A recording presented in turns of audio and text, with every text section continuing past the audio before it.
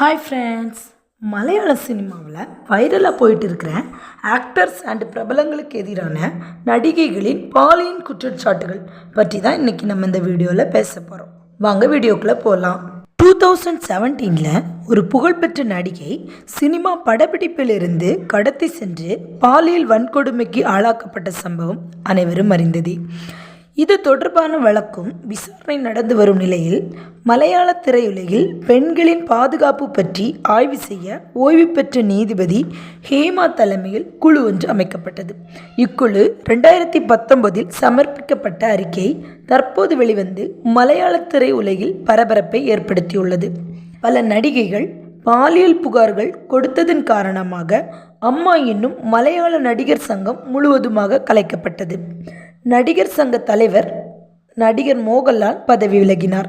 மேலும் அதன் 17 செயற்குழு உறுப்பினரும் பதவி விலகவே ஒட்டுமொத்தமாக இந்த நடிகர் சங்கம் முழுவதுமாக கலைக்கப்பட்டது.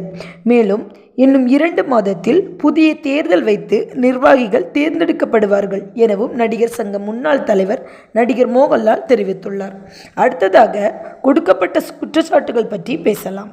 முதலாவதாக, கேரள சினிமா அகாடமி தலைவர் டைரக்டர் ரஞ்சித் மீது வங்கதேச நடிகை ஸ்ரீலேகா பாலியல் குற்றத்தை முன்வச்சாங்க.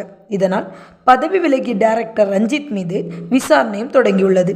நெக்ஸ்டா, நடிகை ரேவதி சம்பத் அவர்கள் நடிகர் சித்திக் மீது புகார் கொடுத்திருக்கிறார்.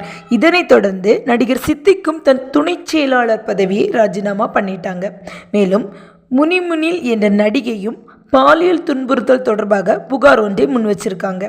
அவர் நடிகர் ஜெயசூர்யா, முகேஷ், ராஜு மற்றும் இடைவேளை பாபு நடிகர்கள் மீது பாலியல் குற்றச்சாட்டை கொடுத்திருக்காங்க. இதன் காரணமாகவே அம்மா மலையாள நடிகர் சங்கம் முழுவதுமாக கலைக்கப்பட்டது. 2019 நீதிபதி ஹேமா குழு 290 பக்கங்கள் கொண்ட அறிக்கையை சமர்ப்பித்தாங்க. மேலும் இவ்வறிக்கையிலிருந்து 87 பக்கங்கள் முன்னணி நடிகர்கள் பெயர்கள் இருந்ததினால் நீக்கப்பட்டது எனவும் கூறப்படுது.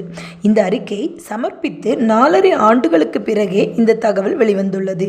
இதன் தொடர்ச்சியாகவே நடிகைகள் தங்களுக்கு எதிராக நடந்த பாலியல் கொடுமைகள் பற்றி தற்போது துணிச்சலாக புகார்கள் கொடுத்து வருகின்றனர். இதனால் பல நடிகர்கள் தங்கள் பெயரும் இதில் வந்துவிடுமோ என கலக்கத்தில் உள்ளதாக சினிமா வட்டாரத்தில் பேச்சு பொருளாக உள்ளது. மேலும் தமிழ் நடிகைகளுக்கும் இது போன்ற பாலியல் துன்புறுத்தல்கள் நடந்துள்ளதா என அறிக்கை எடுக்க வேண்டும் என சினிமா வட்டாரங்களில் இது ஒரு பேச்சு பொருளாக உள்ளது. நன்றி.